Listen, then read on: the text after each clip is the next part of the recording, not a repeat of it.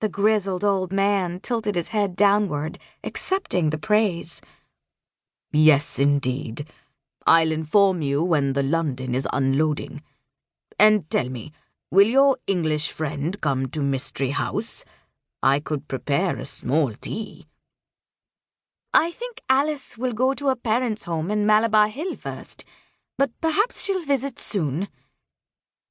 Perveen surveyed the marble foyer, which was softly lit by lamps and gilded sconces. She would relish showing the Bombay Gothic building to her friend, Alice Hobson-Jones. The 20-foot ceilings were a design feature of which Abbas Khayyam Mistry, her late grandfather, had been especially proud. It always seemed as if her grandfather were watching from the long portrait guarding the entryway.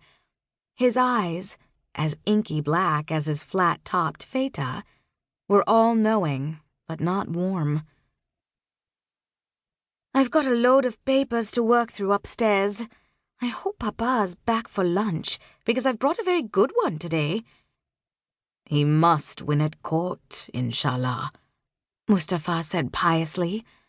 Or he won't have an appetite. He loses very rarely, Perveen said, although that morning's case would be a hard one. Both she and Jamshedji had been quiet in the car coming in, he looking over his notes, she gazing out the window, thinking of their young client in jail a few miles away, wondering if this would be the day he was freed. Your father wins with his God-given ability to know the thoughts behind people's faces, Mustafa told her. Mistry Saab can read the judge's face like a newspaper. Perveen sighed, wishing she had the same talent. She had no idea if the stranger was a lost soul or harbinger of serious trouble. Putting the awkward incident aside, she trudged upstairs to address a half-done property contract on her side of the big mahogany partner's desk. Legal paperwork was sometimes numbing, but the subtlety of one word could mean the difference between a client's success and his ruin. 3 years of reading law had built her understanding, but a half-year working under her father had taught her to inspect each line backward and forward. As the morning grew sunnier, she switched on the small electric fan that sat in a central window.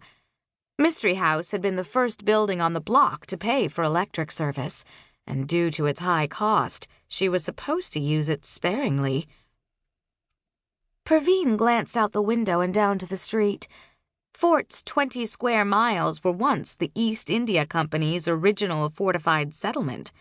Now the district was known for the High Court and the many law offices around it.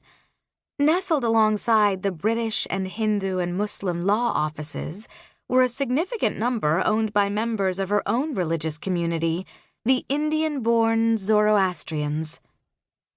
Although Parsis accounted for just 6% of Bombay's total inhabitants, they constituted 1/3 of its lawyers. Iranis, the Zoroastrian immigrants who had come from the 19th century onward, prided themselves on running superlative bakeries and cafes, serving cuisine influenced by their ancient homeland of Persia. Such was Yazdani's, the bakery cafe across the street. The shop drew more than 200 customers every day. This morning, the customers going in and out were working their way around a solitary obstacle. It was the Bengali stranger. He'd left the place where she'd seen him earlier and set himself up in the shadow of the restaurant's awning. This allowed him to face Mistry House without roasting in the sun. Perveen felt a surge of apprehension, and then reminded herself that she couldn't be seen inside the second floor of Mistry House. From her perch, she had a bird's-eye view. In a corner of the office, a tall Godrej cabinet was Perveen's alone. It held umbrellas, extra clothing, and the Bombay Samachar article touting her as Bombay's first woman solicitor. She'd wanted to frame the news story and hang it on the downstairs wall, along with Jamshedji Mistry's many accolades. Her father had thought it too much to throw in the face.